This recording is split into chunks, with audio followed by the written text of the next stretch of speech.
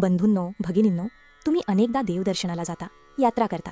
पण ही यात्रा केवळ शरीराने एका ठिकाणाहून दुसऱ्या ठिकाणी जाणे आहे की मनाच्या अंतःकरणात खोलवर रुजलेला एक आध्यात्मिक प्रवास आहे?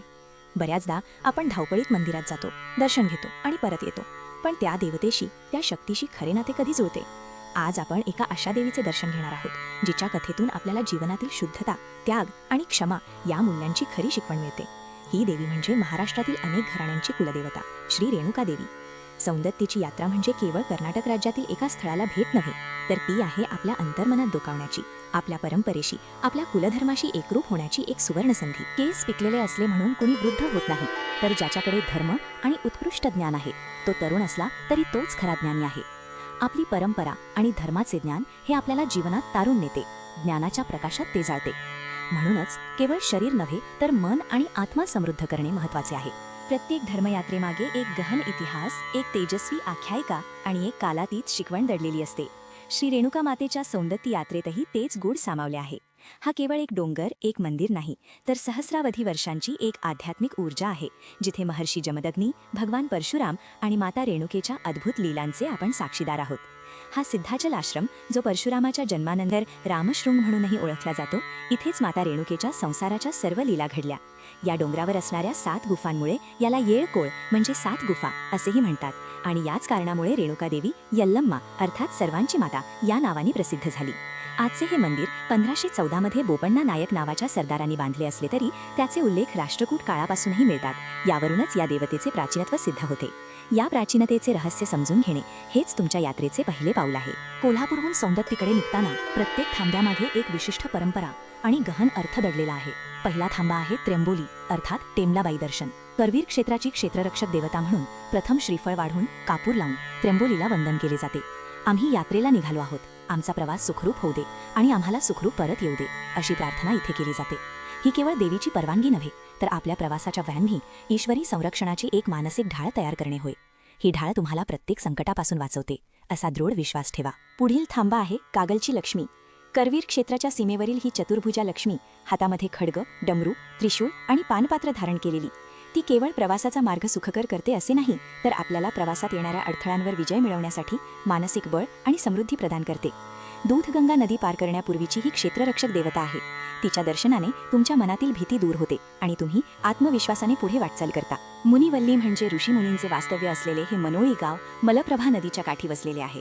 ही तीच नदी जिचे वर्णन रेणुका महात्म्यात दिव्य नदी असे केले आहे. चंद्रवती नावाच्या गौड देशातील एका पतिव्रता स्त्रीने आपल्या सासू सासऱ्यांची आणि ऋषींची सेवा केली. तिच्या सेवेचे फळ म्हणून तिला नदीचे रूप प्राप्त झाले. हीच मल्हारी, हीच मलप्रभा. रेणुराजा जेव्हा रेणुकेचे कन्यादान करण्यासाठी ही नदी पार करून आले, तेव्हापासून आजही या नदीचा सन्मान करूनच पुढच्या मार्गक्रमीला जातो. हे आपल्याला शिकवते की निस्वार्थ सेवा आणि त्याग आपल्याला किती मोठे वरदान देऊ शकते. आपल्या जीवनात निस्वार्थपणे सेवा करण्याची सवय लावा, कारण तेच तुम्हाला अदृश्य शक्ती देईल. मलप्रभा नदीवरच रेणुकादेवी जमदग्नींच्या पूजेसाठी वाळूची घागर आणि नागाची चुंबळ करून तीर्थ आणायला जायची. तिच्या पावित्र्यात एवढी शक्ती होती की ती केवळ मातीच्या कच्च्या घटात पाणी आणू शकत असे. चैत्र महिन्यातल्या शुक्ल तृतीयेला एकदा रेणुका स्नानासाठी गेली असता तिला आकाशातून जाणाऱ्या गंधर्वांचे जलक्रीडा करतानाचे सुंदर प्रतिबिंब दिसले. काही क्षणांसाठी तिचे मन विचलित झाले, तिच्या शुद्ध संकल्पात खंड पडला आणि तिच्या हातून तो कच्चा मातीचा घट फुटला. तिच्या सर्व सिद्धी नष्ट झाल्या. ही कथा आपल्याला शिकवते की मनाची एकाग्रता आणि शुद्धता किती महत्त्वाची आहे आणि एक क्षणिक विचलन कसे सर्वनाश करू शकते. जमदग्नी ऋषींना दिव्य दृष्टीने हे सर्व समजले. त्यांचा कोप असा होता की तो विश्वाला जाळणारा मानला जात असे. त्यांनी क्रोधित होऊन आपल्या पुत्रांना, विशेषतः परशुरामाला रेणुकेचा शिरच्छेद करण्याची आज्ञा दिली. वसु, विश्वासू, बृहद्भानू आणि बृहत्खंड या 4 पुत्रांनी पित्याची आज्ञा पाळण्यास नकार दिला, कारण माता ही शतपित्याहून श्रेष्ठ आहे. ऋषींच्या शापाने ते 4ही पुत्र भस्वाचे डोंगर झाले. ही कठोरता आपल्याला शिकवते की कधीकधी आपल्या मूल्यांची परीक्षा होते आणि धर्मपालनासाठी कठीण निर्णय घ्यावे लागतात. 5वा पुत्र असलेल्या परशुरामाने मात्र क्षणात पित्याची आज्ञा पाळली आणि मातेचा शिरच्छेद केला. परशुरामाच्या पितृभक्तीवर प्रसन्न होऊन जमदग्नींनी त्याला वरदान मागण्यास सांगितले. परशुरामाने त्वरित आपल्या आईला आणि बंधूंना पुन्हा जिवंत करण्याची आणि त्यांनाही सर्व विसरण्याची विनंती केली. ऋषींनी तथास्तु म्हटले. परशुरामाने आपले कर्तव्य कितीही कठीण असले तरी पार पाडले, कारण त्याला आपल्या धर्माचे महत्त्व माहीत होते. ही कथा आपल्याला शिकवते की कठीण परिस्थितीतही आपल्या मूल्यांवर ठाम राहणे किती महत्त्वाचे आहे. पण कथा इथेच थांबत नाही. परशुरामाने शिरच्छेद करताना चुकून एका मातंग स्त्रीचेही शिरच्छेद केले होते, जी रेणुकेला आश्रय देत होती. जमदग्नी ऋषींनी परशुरामाला त्या मातंग स्त्रीचे मस्तक रेणुकेच्या शरीरावर आणि रेणुकेचे मस्तक मातंग स्त्रीच्या शरीरावर जोडण्यास सांगितले. अशा प्रकारे शिर मातंगी आणि धड रेणुका या स्वरूपात माता रेणुका पुनरुज्जीवित झाली. रेणुका देवीने मातंगीला सन्मान दिला की माझ्या मंदिरात माझ्या उजव्या बाजूला तुझे स्थान असेल आणि प्रत्येक वेळेला माझ्याबरोबर तुझी पूजा होईल.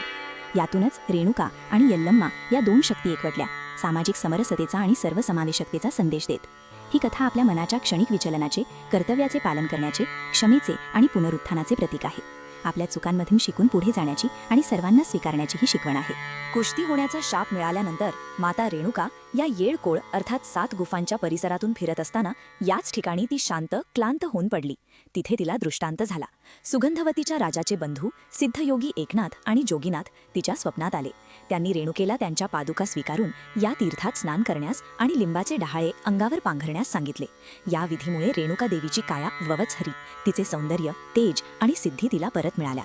हा दृष्टांत केवळ एका स्वप्नाचा भाग नव्हता, तर तो तिच्या पुनरुत्थानाचा मार्ग होता. म्हणूनच आपल्या आयुष्यात जेव्हा तुम्ही निराश होता तेव्हा आंतरिक शक्तीसाठी ध्यानातून मार्ग शोधा. म्हणूनच आजही भक्तगण या जोगळबावी योगींची विहीर तीर्थात स्नान करतात, नवी वस्त्रे परिधान करतात आणि लिंबाचे डहाळे अंगावर पांघरून देवीच्या दर्शनाला जातात. यामागे एक विज्ञान दडलेले आहे. हळद, लिंब आणि कापूर यांचा वापर पूर्वापार जंतुनाशक म्हणून केला जातो. हे शारीरिक शुद्धीचे प्रतीक तर आहेच, पण त्याहूनही महत्त्वाचे म्हणजे जुनी वस्त्रे म्हणजे जुने विचार टाकून द्यायचे आणि पुन्हा एका नव्या श्रद्धेने, नव्या भागाने जगदंबेच्या दर्शनाला जायचे. हा त्यामागील गहन अर्थ आहे.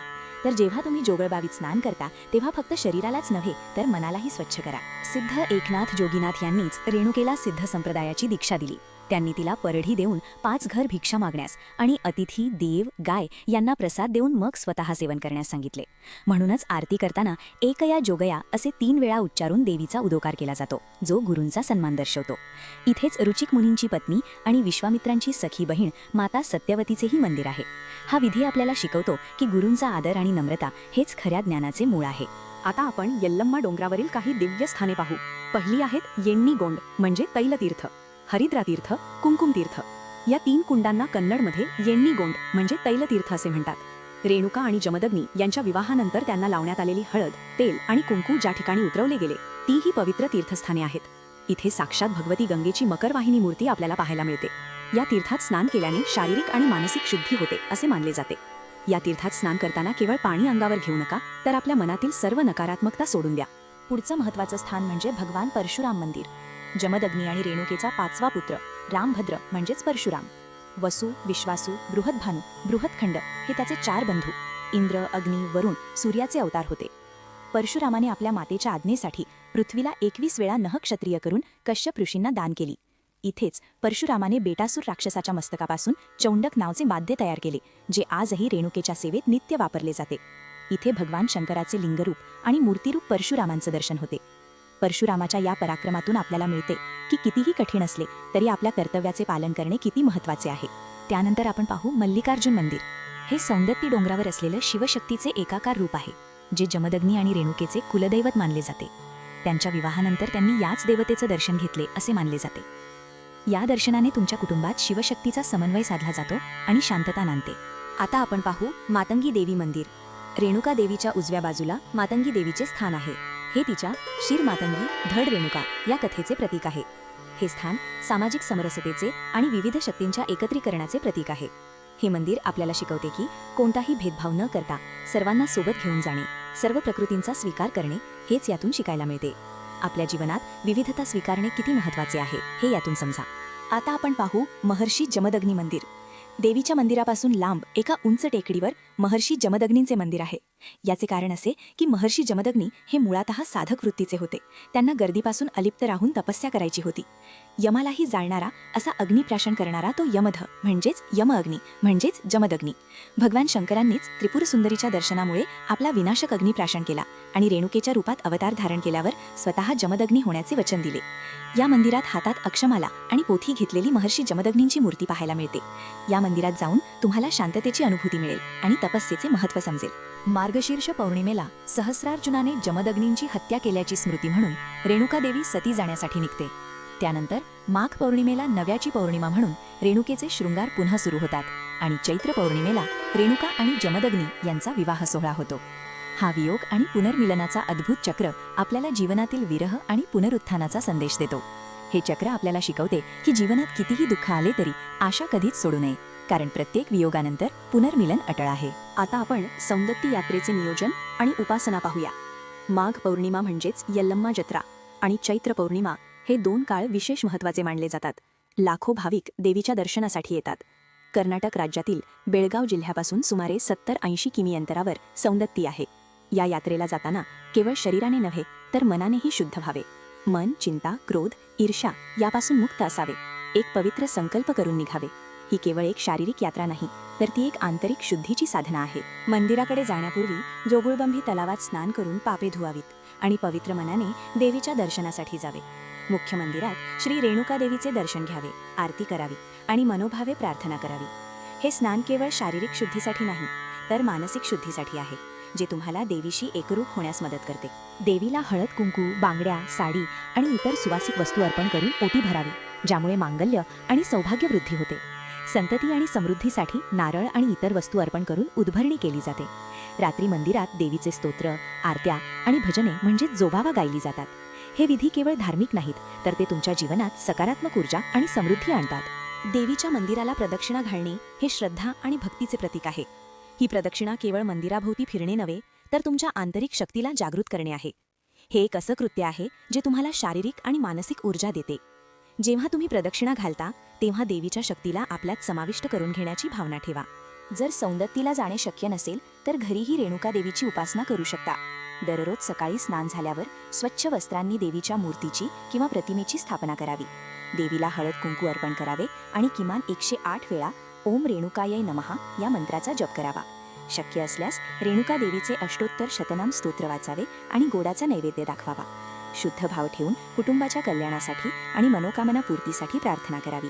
घरी केलेल्या उपासनेतही तीच शक्ती आहे जी तुम्हाला मंदिरात मिळते, फक्त तुमचा भाव शुद्ध असावा. रेणुका देवीची ही कथा आपल्याला आधुनिक जीवनासाठी अनेक महत्त्वाचे संदेश देते. आजच्या धावपळीच्या युगात आपले मन अनेक गोष्टींनी विचलित होते. रेणुकेच्या कच्च्या घटाचे फुटणे हे आपल्या मनाच्या क्षणिक विचलनाचे प्रतीक आहे. क्षणिक विचलित होण्याने मोठे नुकसान होऊ शकते. म्हणून मनाची शुद्धता आणि एकाग्रता ही आपल्या आंतरिक शक्तीचा आधार आहे. प्रत्येक कामात पूर्ण लक्ष केंद्रित करा. या शिकवणीतून तुम्ही तुमच्या आयुष्यातील प्रत्येक कामात यश मिळवू शकता. परशुरामाच्या कथेप्रमाणे आपल्या कर्तव्याचे पालन किती महत्त्वाचे आहे हे समजते. कधीकधी कठीण निर्णय घ्यावे लागतात, पण धर्माच्या मार्गावर चालणे हेच अंतिम ध्येय असावे.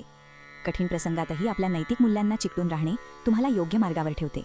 चुका करणे हे मानवी स्वभाव आहे, परंतु त्यातून शिकून स्वतःला आणि इतरांना क्षमा करण्याची वृत्ती अंगी बाणवणे हे रेणुका देवीच्या पुनरुत्थानाचे प्रतीक आहे. प्रत्येक दिवस ही एक नवी सुरुवात आहे. भूतकाळातील चुकांवर रेंगाळण्यापेक्षा त्यातून शिकून पुढे जाणे हेच खरे सामर्थ्य आहे. इतरांना क्षमा करा आणि स्वतःलाही, कारण तीच तुम्हाला शांतता देईल. रेणुका देवी ही केवळ एका व्यक्तीची पत्नी किंवा माता नव्हती, ती समस्त स्त्री शक्तीचे, मातृत्वाचे प्रतीक आहे. प्रत्येक स्त्रीमध्ये, प्रत्येक मातेमध्ये जी असीम शक्ती आणि त्याग आहे त्याचे स्मरण ही कथा करून देते. आपल्या घरातील स्त्रियांचा आदर करा, त्यांच्या त्यागाची कदर करा, त्यांच्या सामर्थ्याला समजून घ्या, कारण तेच तुमच्या कुटुंबाचे खरे आधार आहेत. शीर मातंगी धड रेणुका हे केवळ एक पौराणिक वर्णन नसून ते सामाजिक आणि आध्यात्मिक समरसतेचं एक उत्कृष्ट उदाहरण आहे. कोणत्याही भेदाभेदाशिवाय सर्वांना सोबत घेऊन जाणे, सर्व प्रकृतींचा स्वीकार करणे हेच यातून शिकायला मिळते. ही कथा तुम्हाला शिकवते की समाजात प्रत्येक व्यक्ती महत्त्वाची आहे आणि सर्वांना एकत्र घेऊनच खरा विकास साधता येतो. तर बंधूंनो, सौंदत्तीची यात्रा म्हणजे केवळ कर्नाटक राज्यातील एका मंदिराला भेट देणे नव्हे, तर आपल्या अंतर्मनातील रेणुका देवीला जागृत करणे आहे. ही यात्रा आपल्याला आपल्या मुळाशी जोडते, आपल्या कुलधर्माची आठवण करून देते आणि जीवनातील शुद्धता, त्याग आणि क्षमा या मूल्यांची शिकवण देते. ही यात्रा तुम्हाला तुमच्या आध्यात्मिक अस्तित्वाची जाणीव करून देईल. यापुढे जेव्हा कधी तुम्ही सौंदत्तीला जाल तेव्हा केवळ पर्यटन म्हणून नव्हे, तर एका आध्यात्मिक साधनेचा भाग म्हणून जा. आणि जर जाणे शक्य नसेल तर घरीच शुद्ध अंतःकरणाने रेणुका देवीचे स्मरण करा, तिची उपासना करा आणि तिच्या कथेतून मिळालेली शिकवण आपल्या दैनंदिन जीवनात आणा. हीच खरी भक्ती आणि हेच खरे पुण्य. तुमच्या जीवनाला एक नवी दिशा मिळेल. देवी रेणुकेचा आशीर्वाद आपणा सर्वांवर सदैव राहो हीच सदिच्छा. तुमच्या आयुष्यात अखंड आनंद आणि शांती येवो. तिच्या शिकवणीतून तुम्ही जीवनातील मूल्यांचे जतन करा. ओम नमः शिवाय.